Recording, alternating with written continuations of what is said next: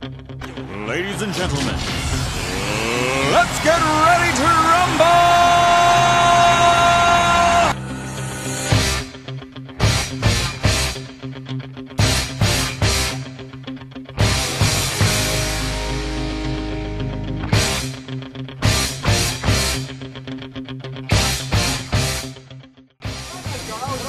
Hold on one second. I saw your turn signal on. There was people passing me, dude. There was people passing me, man. So I was just thinking, I was right next to you honking my horn. Dude, be fucking. Hey, dude, and next time you come up next side of me, don't you ever fucking talk to me like that again, or I'll fucking kick your ass, or I'll fucking kick your ass, or I'll fucking kick your ass. Come on down right now. Come on down right now. Come on down right now. Let's do it. Are you serious? You know, go fucking talk to me like that again. Go fucking talk to me like that again. Hold on. Come on, man. Are you serious? Hey, come on, man. Hey, hold on. Hey.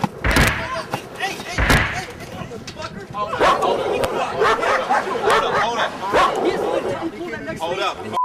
I was really surprised. I didn't know you had. I didn't know you got the fight on camera. Yeah, man. When I got there, I thought they were messing around at first, but then I heard Thomas curse at Ian. I'm like, oh shit, this is serious. Well, my view of the conflict was, I think it was pretty ridiculous on both of our parts. I don't want to rehash it, but basically, in essence, it's Thomas was responsible for leading everybody. He thought I wasn't waiting for everybody when everybody was following me over to the house. You know, one of the things when you're a leader, whether it's one car or 20, you have to be conscious of the people behind you, and he wasn't doing that. He was sort of just taking off. I tried to keep everybody behind me as best I could, which was difficult because LA traffic. I was trying to go as slow as I could.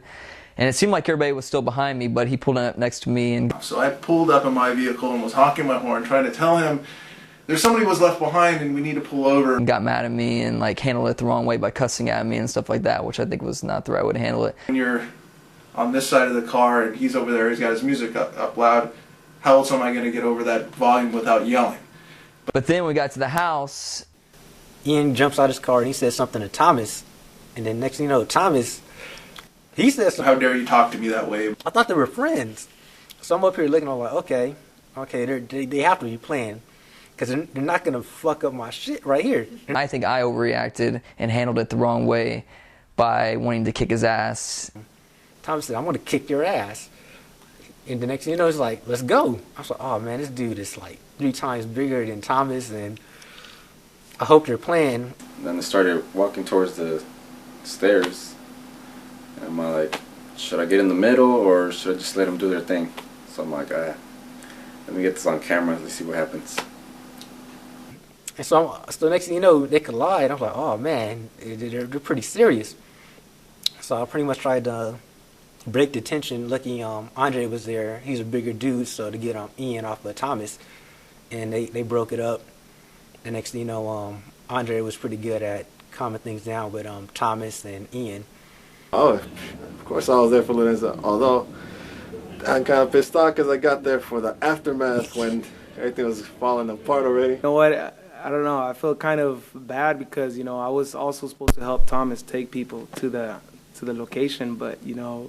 And since Thomas was my second, he was the one causing you all the freaking trouble, then I got nobody to freaking blame but myself, so. It was cool. I mean, every production has its ups and downs. People that were in my car with me were like, man, let's just make a quick detour, you know? So when everybody went this way, we said, all right, we took a quick detour, went to eat lunch, and when we got there, that's when we heard the story, you know? Everybody was like, oh, man, you missed the fight. We were like, oh, shit. How was lunch, guy? Yeah. You guys didn't even bring us none? That's it. Get in the grass and whip out the scrap. What'd you bring us? Round 2. Yeah, right. It's a first and under. Royal Rumble.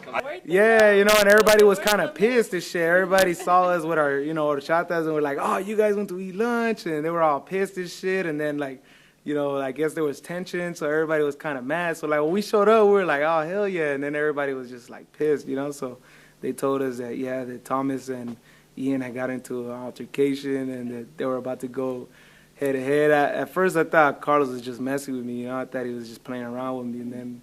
Like I said, it was a little thing that was blown out of proportion, and I take blame in it too, but I think he should also take blame in it, which ended up being the solution in the end, is that we both said we were sorry. And then later on, I saw when Ian went and apologized to Thomas and told him that, you know, they sorry for earlier and all that, and they both apologized and made up, you know. So. And then we worked things out. We're friends to this day. And that night, oh yeah, Ian came up to me. He's like, man, he's like, I respect you a lot for standing up to me, and I'm sorry. I'm sorry that I did what I did. And then I apologized to him, and everything was cool after that. Everything was good.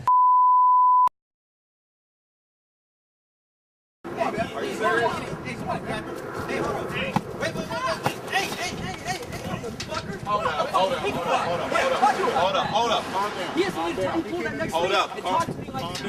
Calm down. We're grown. Calm down. All right, chill out. I want some respect. You'll get it. You treated Relax. me with no respect. Relax. You're stupid. You pulled up next to me and started cussing me out like I'm a piece of shit. I am not a piece of shit. You just you don't need to talk to me like that. You don't need to talk to me like that, punk. I'll fucking kick your ass. I don't care how fucking big you are.